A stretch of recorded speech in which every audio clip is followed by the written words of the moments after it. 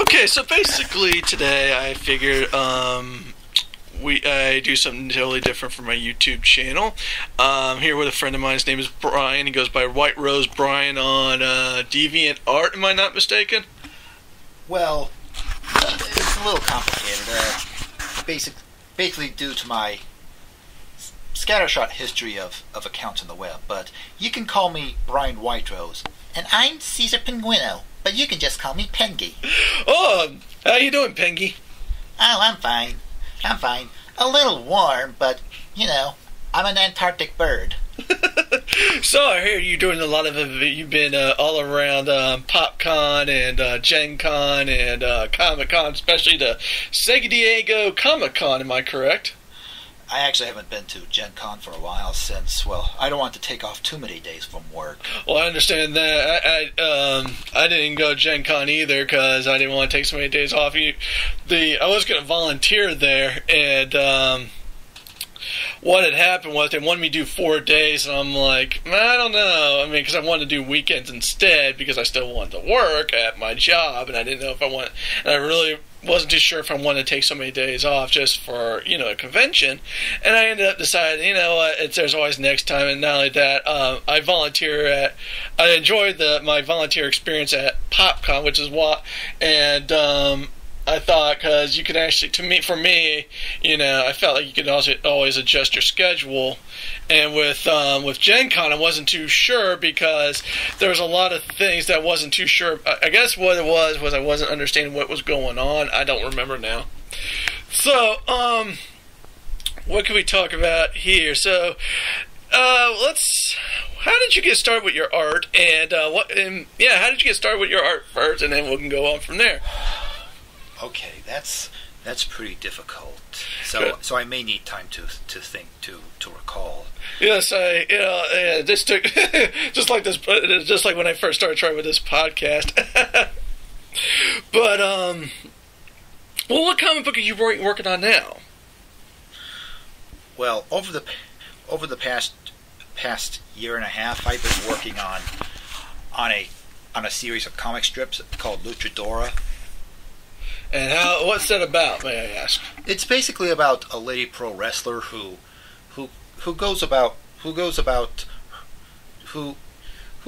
looking for meaning and purpose while she's going about her career as a performer in a tacky type of theater. Mm-hmm. And actually, as challenging as it's been, it actually planted the seed for a more in-depth graphic novel. Mm-hmm. After I gained more experience with composing and drawing comics. Mm-hmm. How do you start out with your comics? Do you write a script first and then do the drawings, or do you draw it and then write the script as you go along? I write the script first, and then I work on the thumbnails for each page. Mm-hmm. Then I draw the pages based on those thumbnails. Okay. Do you do any? Oh, let's see. How did this come about? What inspired you to do a Luchadora story? Maybe that's the question I want to ask. Well, I had this original character bouncing around in more or less the same form for over a decade. Mm-hmm.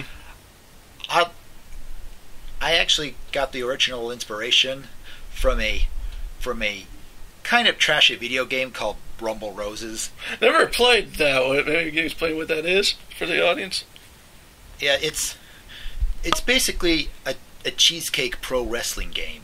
Cheesecake pro wrestling? Do you just basically wrestle around cheesecake, or?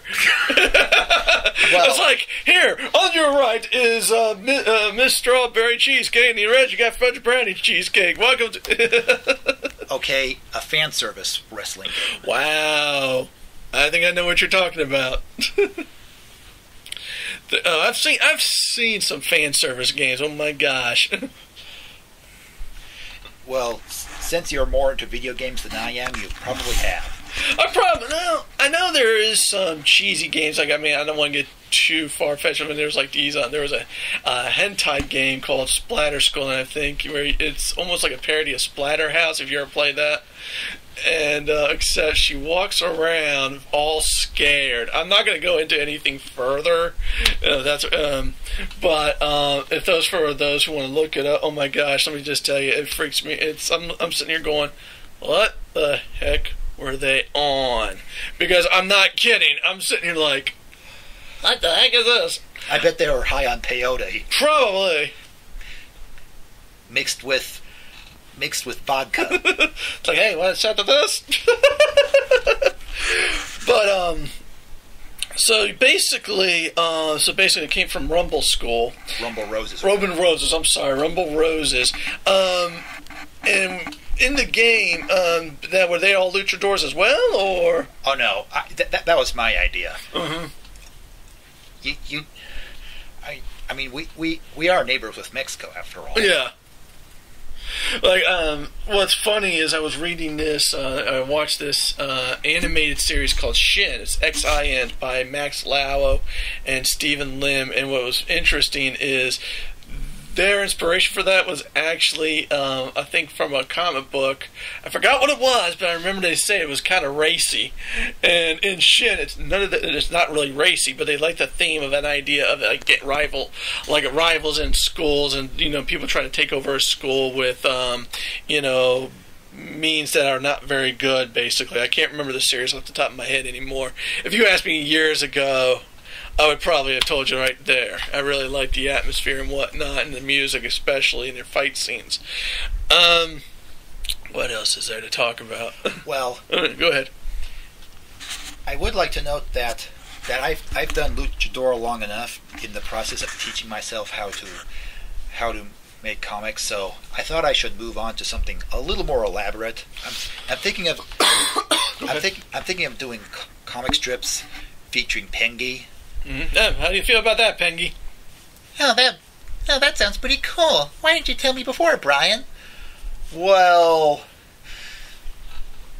yeah, I should have told you, Pengi. I'm sorry. Wasn't Pengi in a comic strip back in 2003? Didn't you have him when you were in another Deviant Art account? Oh yes, that was just a simple series of gag strips. What I have in mind is a bit larger in scale. Still comedically oriented, but I'm actually not entirely confident, since I don't view myself as a good humorist, much less any of the writers from the Simpsons '90s glory years. But well, I might as well go out of my comfort zone if I'm going to learn to draw comics. Oh yeah, sometimes you have to. I mean, there's like for me, allow me to tell you about a little bit of myself. Like for me, when it comes to my characters, I really don't have I just basically create them, and I create their just basically like say, okay, well this guy's going to do this, and this guy's going to do that. What I'm trying to say is, and I always try to ignore a little bit of slapstick. Like this project I'm working on now, I think is a little bit character oriented, at least in my mind. I don't know if I'm that great or not. I just go with it. Sometimes I like to add in a little slapstick here and there. Like when I did the face-off, I actually have a guy getting shot in the side, and he hits his head, and he's like, ow! He rubs his head. Ow! Yeah, exactly. And basically I have him do that, and that's one of the biggest comedy I can do. I mean, sometimes it comes in natural. I mean, sometimes, you want something. I mean, it's like, it just kind of comes towards you, and just a little bit of an idea could be something so funny, and you don't even realize that humor until you show it off to a bigger audience, basically. So, Pengi, how was it like to have your first gag strips coming along? I mean, what were they like? I think I wasn't even hatched out of my egg yet. Well, whatever happened to Dawn? I remember you had a character named Dawn. Whatever happened to her? Oh, I haven't done anything with her for years, but she was kind of forgettable. Just some ordinary, pretty and curvy blonde lady. I thought she was dark-headed. That's what I remember. Anyway, is there some other aspect of my art that you'd like to talk about? I'm trying to think here. Yeah, you're now up to 9 minutes. So, have I asked you how do you like about the conventions that you've been going to, Pengi? Oh, they're so cool. I get to dress up as cool characters. I've been Shazam, the superhero formerly known as Captain Marvel. I've been Link, that is from The Legend of Zelda. Which character do you like the most? Actually, I'm looking forward to dressing up as both Gandalf and One Punch Man, or whatever his name is. Well, for the folks at home, what is One Punch Man about? For those who don't know, because even I don't know. Well, basically, it's a parody of shonen, as well as a parody of American-style superheroes. Oh, really? One Punch! That's how the theme song begins. Basically, there's this superhero who's so absurdly overpowered that nothing challenges him. But that doesn't stop various freaks and rivals from trying. It's kind of like Deadpool, isn't it? Kind of. That sounds interesting. When I thought of One Punch Man, I thought maybe like it was like, he punches you and then all of a sudden, it's... I don't know why I kept thinking of something gory. Maybe when I first heard about it, I thought of the story of Ricky, basically, that was made in 91, where, he was so powerful where one punch can put a hole in your chest. Well, it does get over the top bloody, but it's first and foremost comedic.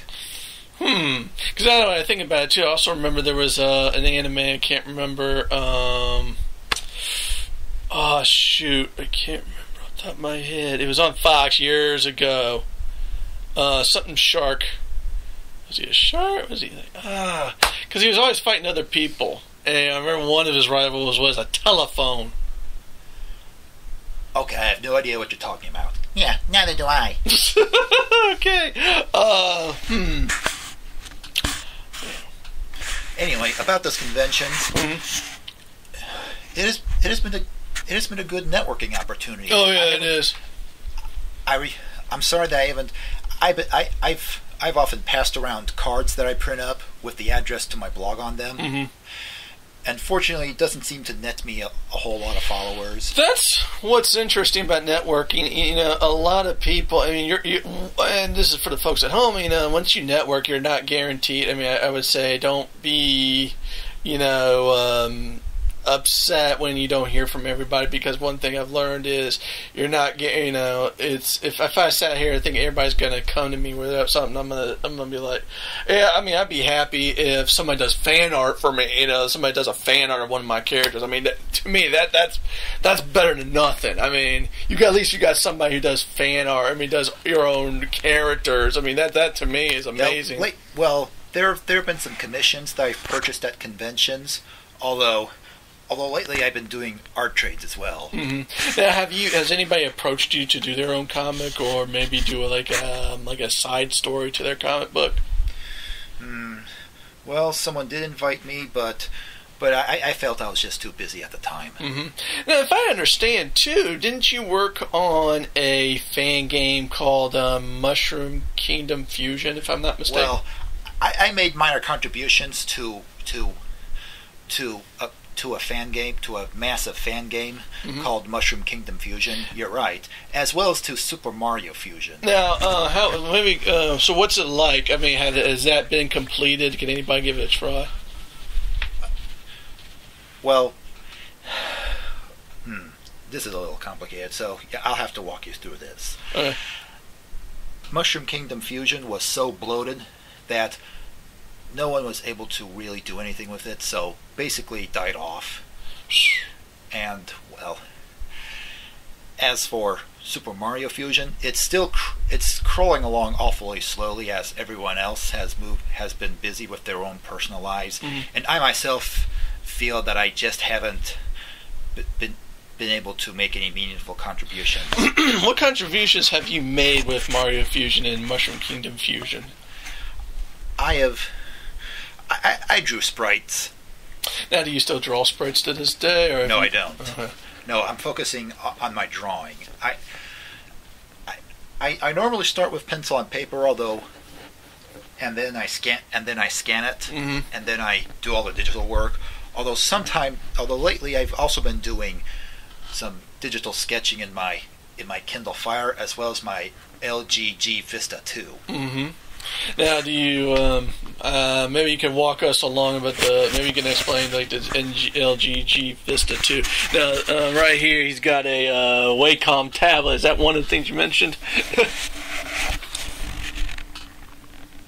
Well, that is the main tool. That is the tool I use for my digital work. Mm-hmm. Yes, I use a somewhat old version of Photoshop Elements, as well as Manga Studio 5.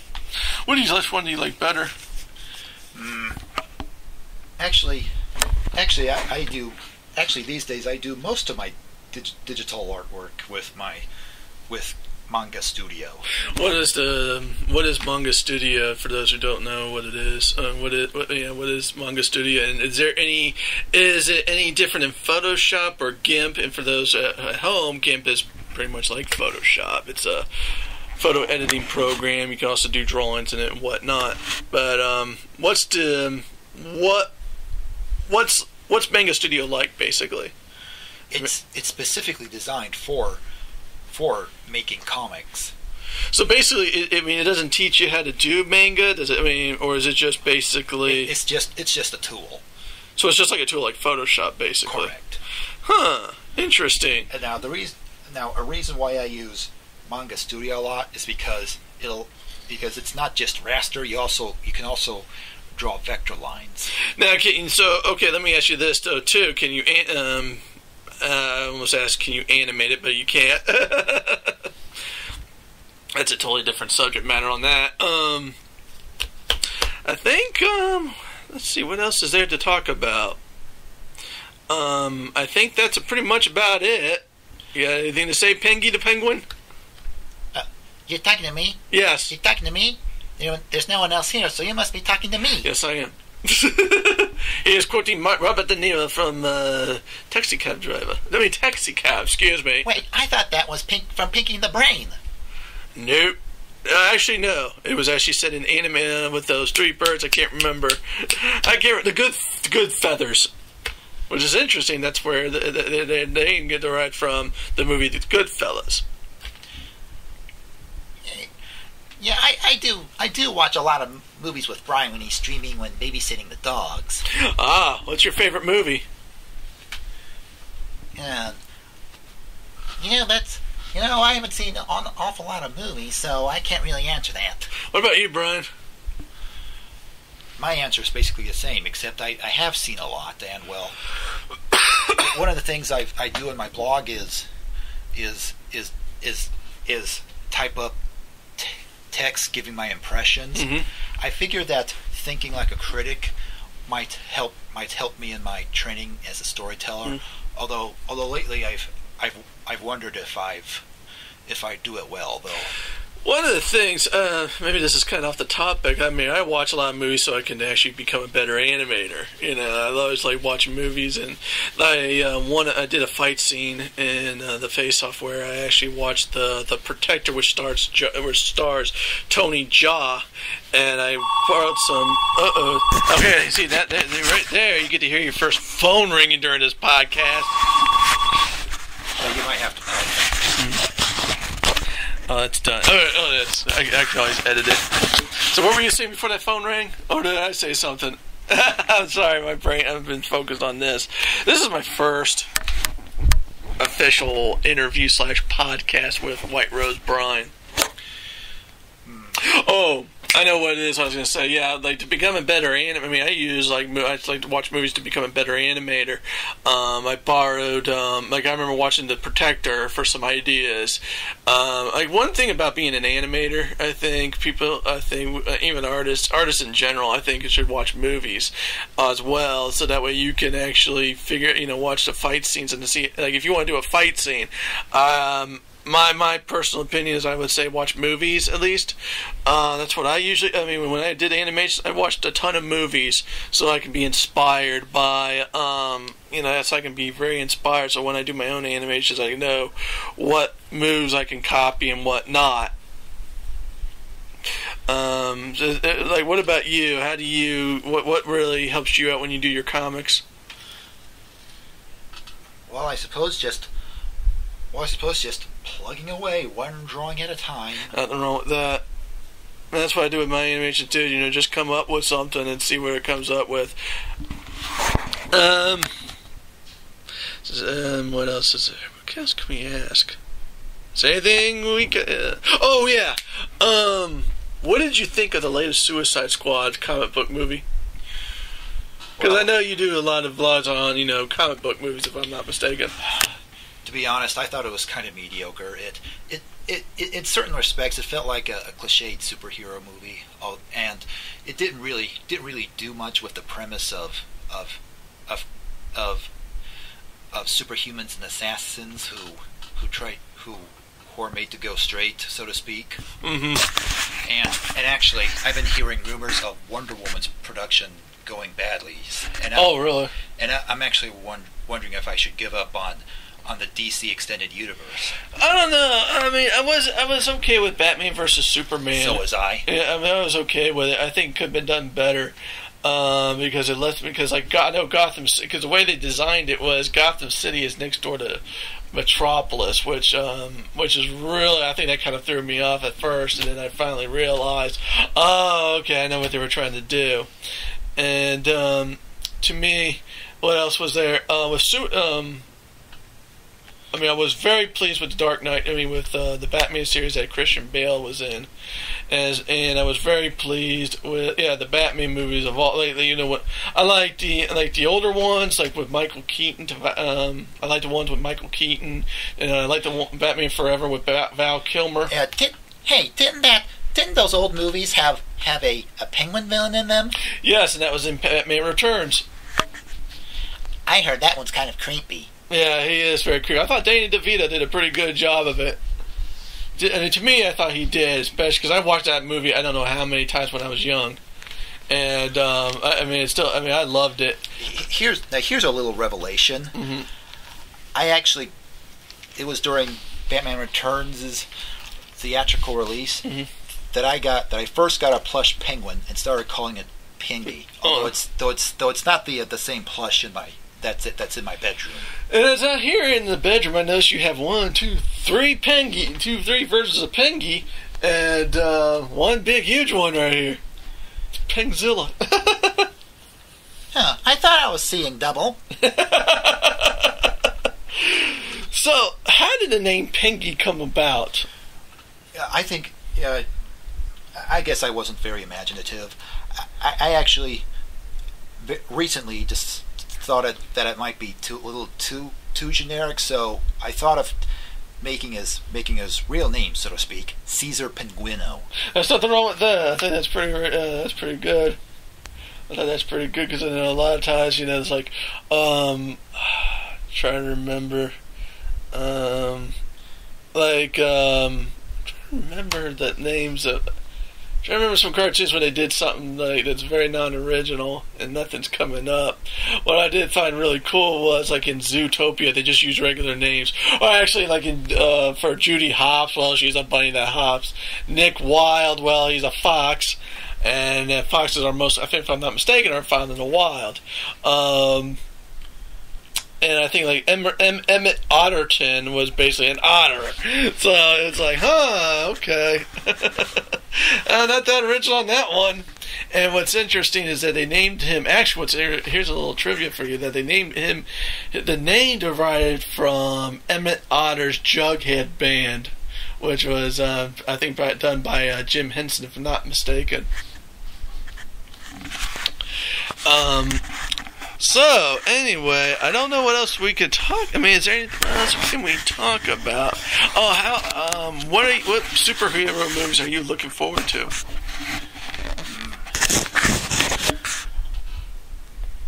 Superhero movies. Actually, I wish that DC would release Shazam already, but given how the DC extended universe is going, I'm a little skeptical. If it could get even that far. I'm looking forward to the Justice League movie, but I am kind of concerned with Batman versus Superman. I guess I was expecting more, but I've heard the R-rated cut's pretty good. That's what I've been hearing. Suicide Squad I actually liked better than Batman versus Superman. I'll tell you the truth on that because I thought the characters were very well done. Yes. As for fleshed out, that's left to be debated, but I enjoyed it regardless because they didn't, like the trailers, they didn't reveal everything. That's one thing I did like, especially with the Batman versus Superman trailers. No, they did not reveal that much because I wasn't expecting Doomsday to pop up. Although I will say this, I think they should have done a Doomsday movie, like with a Superman Doomsday movie. I think that would have been great because that was something I think that could have been done even when during the years that Christopher Reeve was still alive, if I'm not mistaken. Because I think that would have made it a great movie. Actually, Doomsday didn't. If I recall correctly, Doomsday wasn't around until the mid '90s. Yeah, I thought it was 1993 or something. The Christopher Reeves movies were in the 70s and 80s. Yeah, I know. Okay. I know a lot of people were looking at Man of Steel like, oh my god, he destroys everything. I'm like, yeah, but so didn't Superman battle General Zod in the 1980 version where things were falling apart too? I cannot remember. The first one was pretty good, though. I will say this: the first of Superman was pretty awesome for its day. And I tell you, I remember seeing when the earthquakes were happening, I'm like, oh my god, that scared me to death. Especially when Lois Lane gets buried within the earthquake, and I remember one way he had to save her. Well, this is a spoiler alert, where he rewinds the earth, basically. Yeah, that's already pretty well known. Yeah. But like in Man of Steel, I can't remember much about Man of Steel. It's sad because I know he goes against General Zod, and I really love the look of it, but I just can't remember what was memorable about it, except for the scene where he's fighting Doomsday, and Doomsday's trying to kill a couple. So I really don't know. I don't remember much of it. I mean, like I said, I do remember enjoying it, but it's like I haven't really seen it enough to remember it. Except there's a few scenes with what's his name? Zod. Not Zod. It's played. What's his name? Superman's father, not Kevin Costner's character. Russell Crowe. He was in there, but he I remember a few things. He's trying to help Lois Lane get out, and he does some funky stuff with there. Trying to close doors and whatnot. And that's, if I'm not mistaken. But like in Batman vs Superman, he sees Superman as a problem. And basically what he does, basically sees Superman as a problem, and he has to be eradicated. And when he realizes no, he's not a problem, it's Lex Luthor. And I actually will say this, I will say this, I wish Lex Luthor was actually fleshed out a little bit more, because, maybe there was more of him being manipulative, because that's one thing I liked about the Lex Luthor in Batman vs. Superman, is he was very manipulative. And it really shows you how manipulative he becomes with some of these people, especially to those who have encountered him, like the guy in the wheelchair, how he manipulated him and whatnot. So I would love to see that. Excuse me. And what else? I can't remember all of it. And like I said, this Doomsday character I felt was too generic. I mean, maybe a little bit too generic. Did you ever feel like he was too generic? Kind of, but I do think we've spent enough time talking about superhero movies. There's something else you like to talk about? I don't know off the top of my head right now. I think that's about it. For my first, was there anything you'd like to add? Well, for anyone who's interested, I can give the addresses. I can give the addresses for different social media accounts. Yeah, see, one of them is your Tumblr account. Am I right? Here it is. These addresses are all a bit different, so you might have to pay attention. Okay. WhiteRoseBrian.tumblr.com, and that's actually my main space on the web. Mm-hmm. And I set up a Twitter feed as an alternate means for people to follow up, to keep abreast. Mm-hmm. Twitter.com/Brian Whiterose. Mm-hmm. And finally, I'm on Deviant Art as well. White-Rose-Brian.deviantart.com. Oh, thank you very much, and please check them out. I'll also provide links in the description bar as well. And other than that, thank you for doing this with me. And hope to do future ones in the near future, maybe. Other than that, this is Jay Weiner signing off, and this is Brian, and this is. Again, you can call me Brian Whiterose if you want. And do you want to say anything, Penguin, before we log out? Before we? Sorry. I was thinking about a sexy sex swapped Danny DeVito.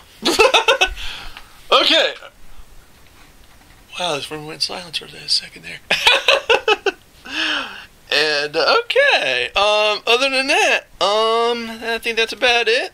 Other than that, this is Jay Weiner, and this is my friend Brian signing out. And this is also Peng, signing out as well. Thank you very much.